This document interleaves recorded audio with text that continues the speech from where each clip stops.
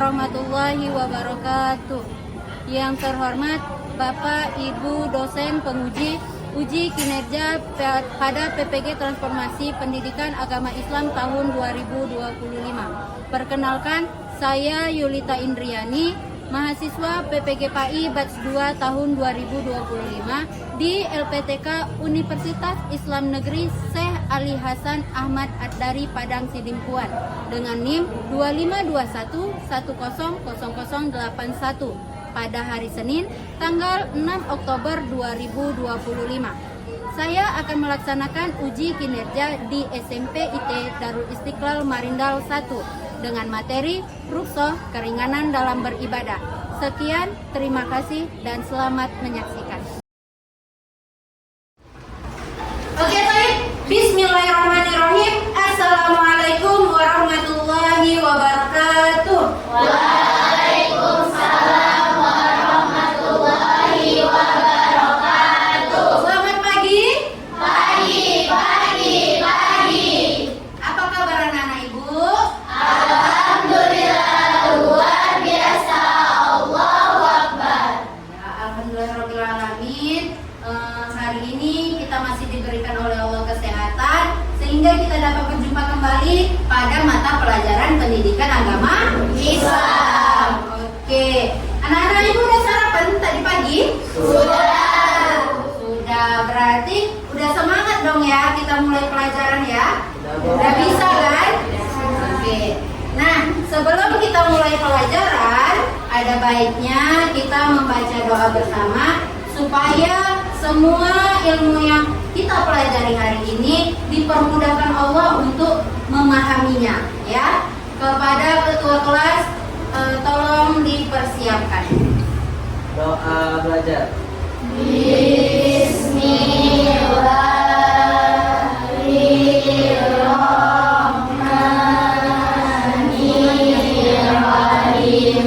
Raditu billahi rabba wa bil islami dina wa bil muhammadin nabiyya wa rasulah. Rabbi zidni ilma warzuqni fahma wa amalan salihah. Ya arhamar rahimin. Amin. Kemudian sebelum kita mulai pembelajaran, seperti biasa kita lanjutkan kebiasaan membaca Al-Quran kita. Nah, coba dibuka. Hari ini udah sampai Quran surah Al-Insyirah. Dibuka Qurannya.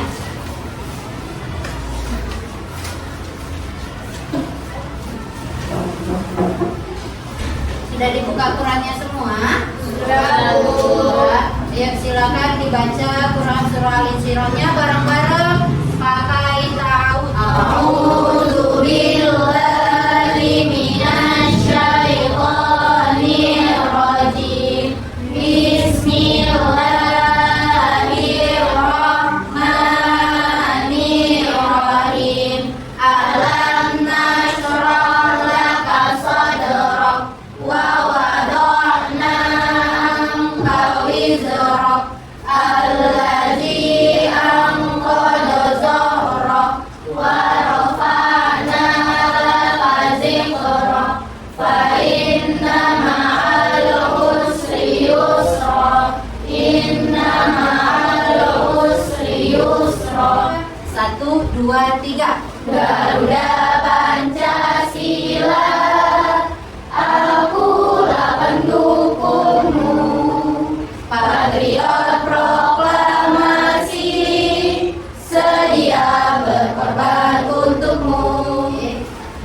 Ibu absen ya.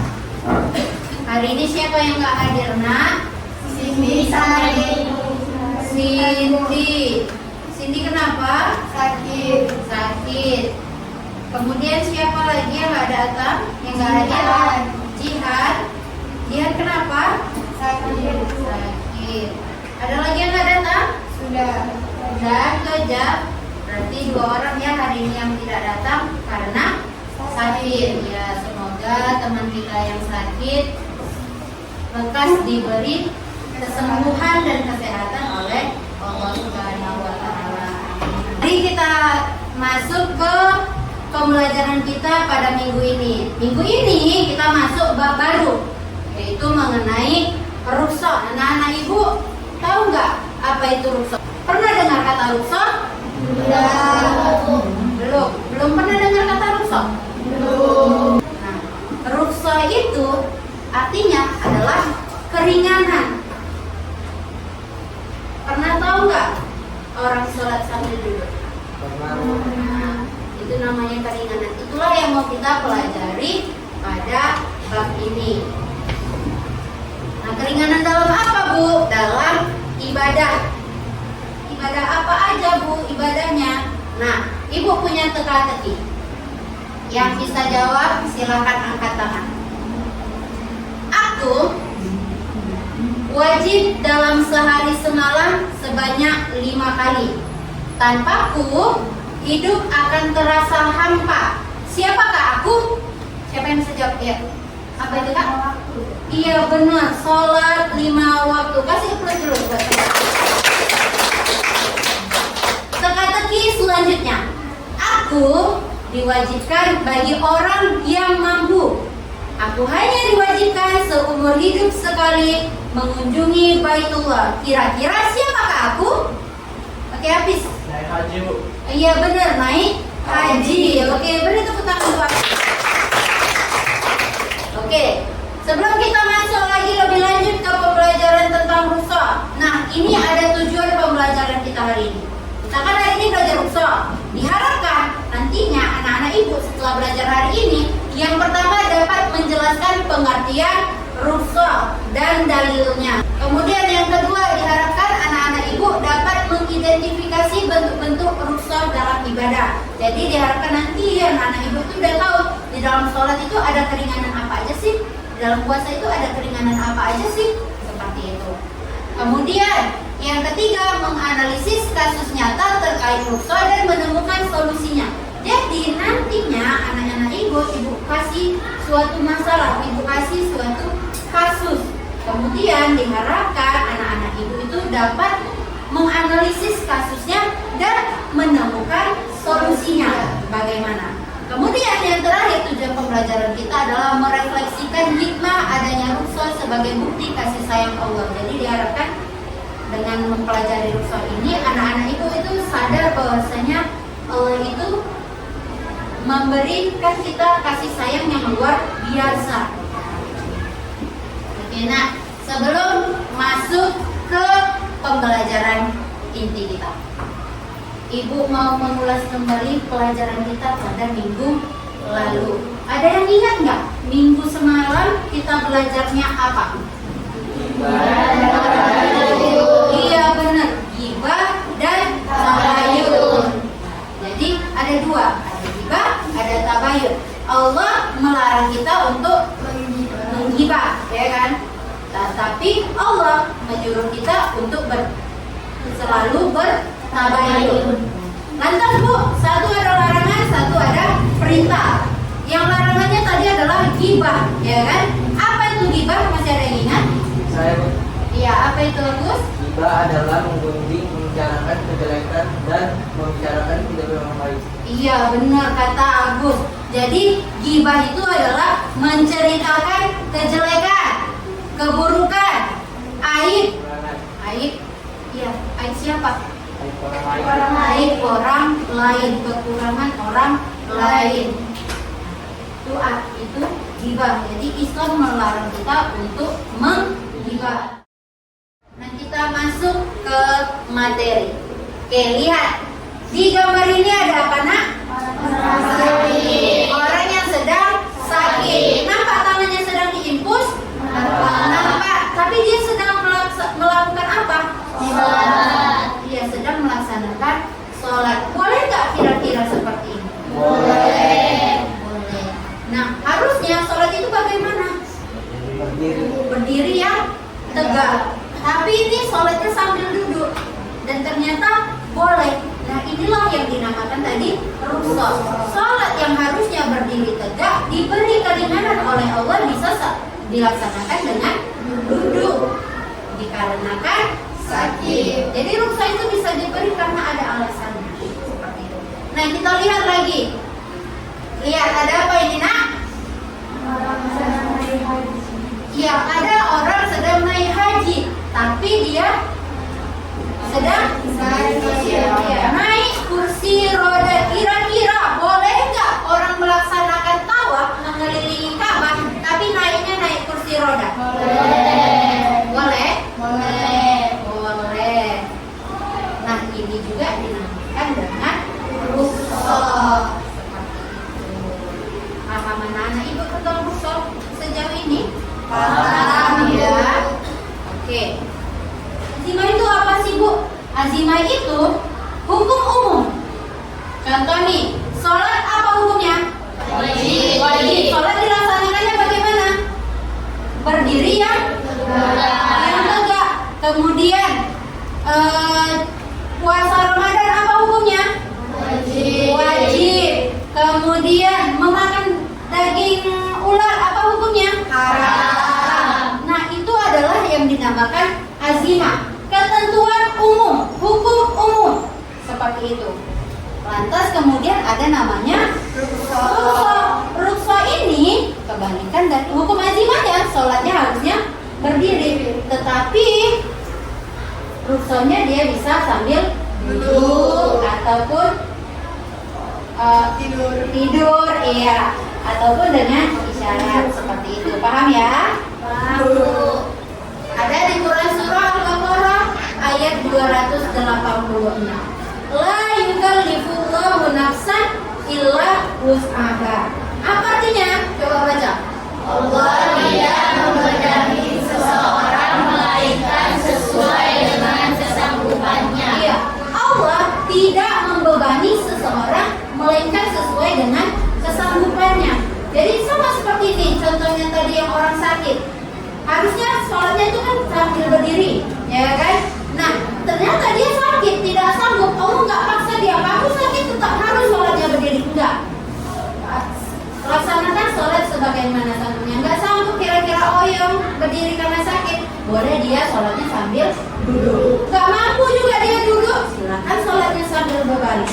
Bu, kalau udah sakit parah berbaring lagi pun udah tak bisa lagi, Bu. Udah hampir nggak sadar, tapi masih pengen sholat, Bu. Kayak mana caranya? Bisa dengan syarat. Jadi itu Allah nggak bebani. Sakit pun harus sholatnya sambil berdiri. Enggak. Sebagaimana sanggupnya kita. Itulah sayangnya Allah sama kita. Nggak dipaksa sama Allah. Jadi rukhsah itu nggak bisa salah-salah. Alah, bisa kok sholat dibuat rukhsah. Aku pulang sekolah capek, malas aku berdiri sholatnya karena sholatnya sambil tidur aja. Boleh? Enggak boleh. Nah, jadi ada syarat-syaratnya, kondisi-kondisinya yang kalau ini terjadi barulah boleh dia melaksanakan rukhsah. Yang pertama, berpergian. Safar dalam jarak tertentu membuat seseorang muslim mendapatkan beberapa keringanan dalam menjalankan ibadah. Jadi kondisi pertama, dia sedang dalam perjalanan yang jauh. Nah, kemudian syarat yang kedua adalah sakit. Jadi kasus kelompok pertama, kelompok sholat.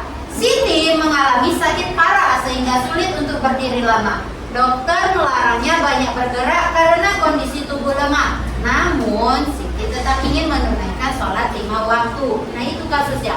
Jadi yang mau dicari tahu apa, Bu? Yang pertama, apa masalah utama dalam kasus ini? Kemudian yang kedua, bagaimana rukhsah yang berlaku? Kemudian yang ketiga, apa dalil? Tahu dalil tadi kan?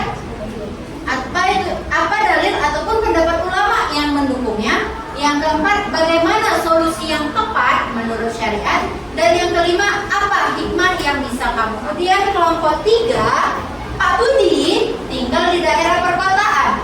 Menjelang Idul Fitri, ia ingin menunaikan zakat fitrah. Namun di masjid setempat, panitia menerima zakat fitrah dalam bentuk beras.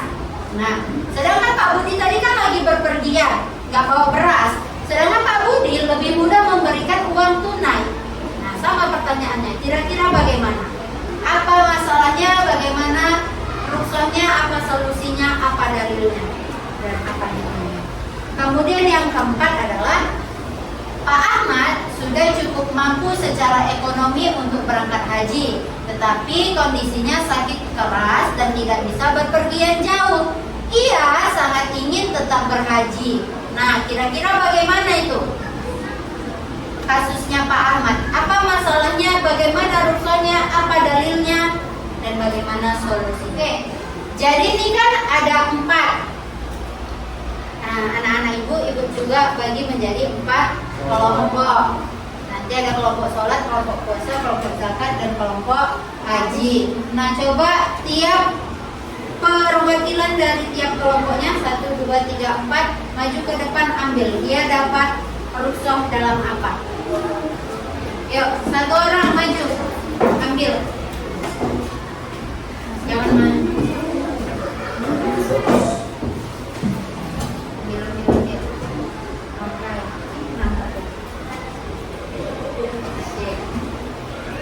Nah, balik ke tempat duduknya.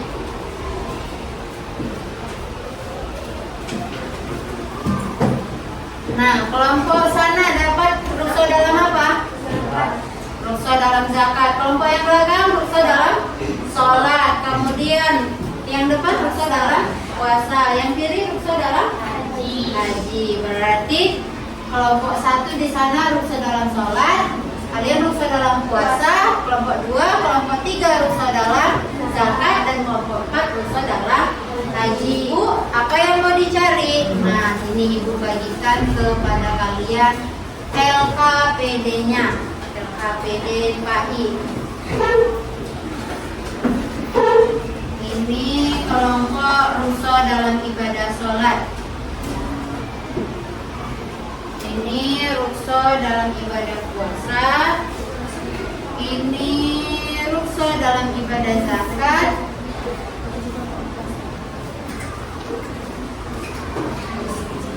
Dan ini rukhsah dalam ibadah haji. Sudah? Sudah ada? Nah, coba lihat di sini sebentar. Tulis dulu nama kelompoknya. Nama kelompoknya kelompok berapa tadi? Kelompok 1 misalnya, buat situ rukhsah dalam sholat. Kelompok 2 buat rukhsah dalam puasa. Oke.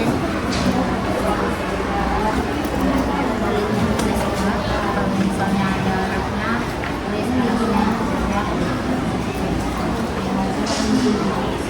ini Pak.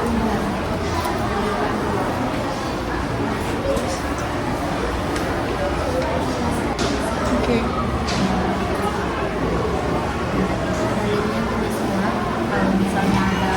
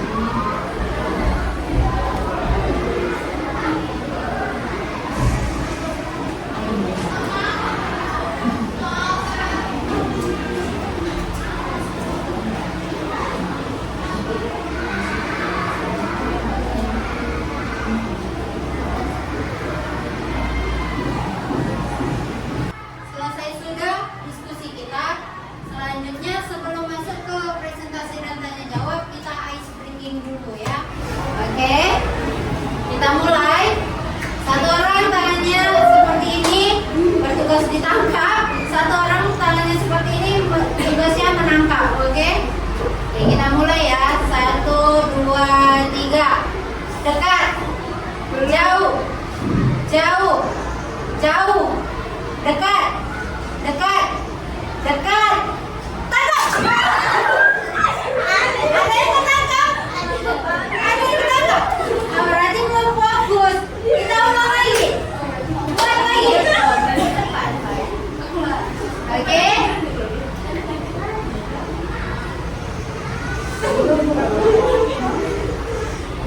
Dekat, jauh, jauh, dekat, dekat, jauh.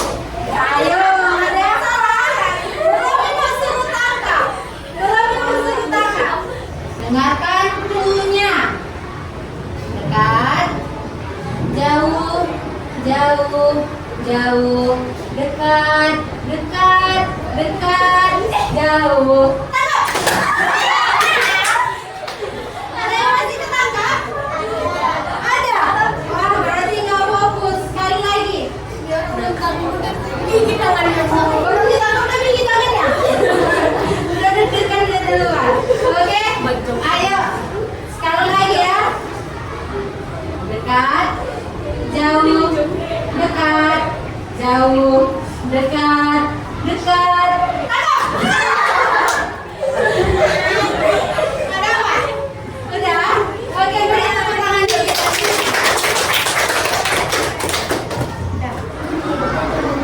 Assalamualaikum warahmatullahi wabarakatuh. Waalaikumsalam warahmatullahi wabarakatuh. Kami dari kelompok 1 ingin mempresentasikan ruso dalam sholat. Di sini ada kasus dalam ibadah sholat, yaitu Siti mengalami sakit parah sehingga sulit untuk berdiri lama. Dokter melarangnya banyak bergerak karena kondisi tubuh lemah. Namun Siti tetap ingin menunaikan sholat waktu. Pertanyaannya, 1. Apa masalah utama dalam kasus ini? Jawabannya, Siti tidak mampu melaksanakan sholat dengan berdiri sebagaimana biasanya karena sakit parah. Nah, pertanyaan kedua, bagaimana ruso yang berlaku? Jawabannya, Siti boleh melaksanakan sholat sambil duduk, berbaring, atau dengan sholat sesuai kemampuannya. Yang ketiga, apa dalil atau pendapat ulama yang mendukungnya? Dalil sabda Rasulullah, "Salatlah kamu berdiri, jika tidak mampu maka duduk, jika tidak mampu maka berbaring." Soal keempat, bagaimana solusi yang tepat menurut syariat? Jawabannya,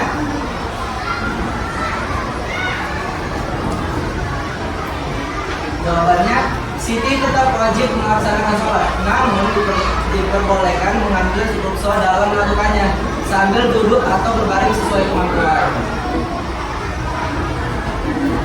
Soal nomor 5, apa hikmah yang bisa kamu ambil? Jawabannya, Allah Maha Penyayang, tidak membebani hambanya di luar kemampuan. Islam memberi kemudahan dan kesulitan. Ibadah tetap bisa dilakukan dalam kondisi apapun. Pertanyaan terakhir, tuliskanlah macam-macam rukso yang lain dalam ibadah sholat. Jawabannya, yang pertama, menjamak dan mengqasar sholat saat safar. Yang kedua, tayamum ketika tidak ada air. Yang ketiga, sholat dengan isyarat ketika tidak mampu bergerak. Yang keempat, sholat di kendaraan dalam keadaan darurat. Sampai sini, apakah dari kelompok kalian ingin bertanya? Apa itu sholat jamak dan sholat kosong? Sholat jamak itu menggabungkan dua waktu sholat. Dalam sholat kosong itu meringkas total sholat. Segitu saja, sekian dari presentasi kami dari kelompok 1. Wassalamualaikum warahmatullahi wabarakatuh. Oke, silakan duduk. Bagus sekali ya. Imas sedang tidak berdiri karena bulan Ramadan. Dokter menyarankan agar ia minum obat beberapa kali sehari. Fatimah khawatir jika tetap berpuasa kondisinya akan makin parah. Pertanyaannya, 1. Apa masalah utama dalam kasus ini? Jawabannya, sakit yang membuat sulit berpuasa. Bagaimana ruksa yang berlaku? Ruksa boleh tidak berpuasa dan mengganti di lain hari. Yaitu tentang ruksa dalam ibadah zakat. Jadi Pak Budi tinggal di daerah perkotaan. Menjelang Idul Fitri, ia ingin menunaikan zakat fitrah. Namun di masjid setempat panitia menerima zakat fitrah dalam bentuk beras. Sedangkan Pak Budi lebih mudah menerima uang tunai. Pertanyaannya, 1. Apa masalah utama dalam kasus ini? Jawabannya, perbedaan bentuk zakat fitrah antara beras dan uang. Yang kedua, ada bagaimana ruksa yang berlaku? Jawabannya adalah membayar dengan uang tunai jika dianggap Di sini terdapat kasus yaitu Pak Ahmad sudah cukup mampu secara ekonomi untuk berangkat haji, tetapi kondisinya sakit keras dan tidak bisa berpergian jauh. Dia sangat ingin tetap berhaji. Pertanyaannya yang pertama adalah, apa masalah utama dalam kasus ini? Jawabannya, tidak mampu berangkat haji karena sakit keras. Nah, berikutnya ada soal nomor 2, yaitu bagaimana ruksa yang berlaku? Jawabannya, boleh menghajikan orang lain atau badal haji. Oke, bagus sekali tadi penampilan dari kelompok 1 tentang ruksa dalam ibadah sholat. Nah, sudah dijelaskan tadi oleh kelompok 1 apa masalahnya pada kasus 1 tadi, kemudian apa rukshonya, kemudian apa dalil yang mendukungnya, bagaimana solusinya tadi sudah dijelaskan oleh kelompok 1 dan sudah sangat lengkap, bagus sekali. Bahkan tadi ada pertanyaan, apa sih sholat jamaah dan qasar, dan sudah dijelaskan dengan sangat bagus. Beri tepuk tangan dulu untuk kelompok 1. Apa yang bisa kalian refleksikan? Ibu mau dari tiap kelompok ada perwakilannya 1 orang. Dimulai dari kelompok 1 perwakilannya. Silakan berdiri, ya Almira silakan berdiri. Sampaikan refleksinya. Apa yang kamu dapatkan dari pelajaran hari ini? Saya merasa senang belajar tentang ruksa karena Islam banyak memberi kemudahan. Belajar diskusi dan permainan kasus membuat saya lebih paham dan tidak bosan. Oke, silakan duduk. Kelompok 2 ada yang mau direfleksikan? Oke, silakan berdiri. Saya memahami bahwa ruksa bukan sekedar keimanan, tapi bentuk kasih sayang Allah kepada hambanya. Ilmu ini bermakna karena dapat saya praktikkan di kehidupan nyata, misalnya saat sakit atau bekerja. Oke, bagus sekali. Sudah, kesimpulannya hari ini, ruksa artinya adalah keringanan. Keringanan dalam apa, Nakku? Ibadahnya apa aja? Sholat, puasa, zakat, haji. Oke, dalilnya tadi udah tahu kan? La yukallifullahu nafsan illa wus'aha. Allah tidak akan membebani seseorang kecuali sesuai dengan kemampuannya. Ya, kemampuannya, kesanggupannya. Kemudian tadi macam-macam ruksa sholat juga kita udah tahu, ada sholat jamak, sholat qasar, tayamum dan lain sebagainya. Begitupun puasa, ada mengqada puasa, membayar fidyah, kemudian zakat bisa dengan beras ataupun uang. Zakat juga bisa diwakilkan. Kemudian ada haji bisa dibadalkan, digantikan oleh orang hikmah yang bisa kita ambil dan kita refleksikan. Tadi juga masing-masing kelompok sudah merefleksikan bahwasanya Allah itu memberikan kemudahan dalam segala ibadah. Itulah wujud kasih sayang Allah. Allah tidak membebani hambanya di luar batas kemampuan. Ya, berkasih tugas individu untuk meyakinkan bahwasanya kalian benar-benar sudah paham. Silakan dikerjakan.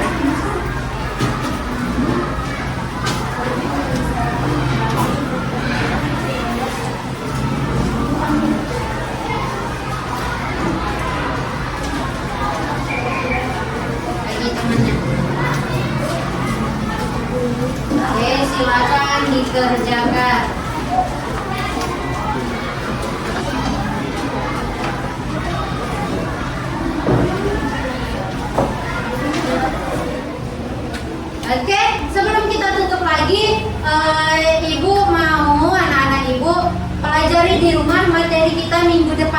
Nah, minggu depan kita belajar tentang praktik tayamum. Nah, tadi kan ada kan rukso di dalam sholat tadi kan tayamum ketika tidak ada air. Tayamum ini sebagai pengganti wudhu. Kalau tidak ada air maka kita bisa pakai tayamum seperti itu. Nah, silakan dipelajari apa itu tayamum, apa niatnya, bagaimana urutannya, silakan anak-anak ibu pelajari. Minggu depan kita bahas dan kita praktekkan. Sebelum kita pulang, ketua kelas pimpin doa keluar rumah. Doa keluar rumah. Bismillahirrahmanirrahim.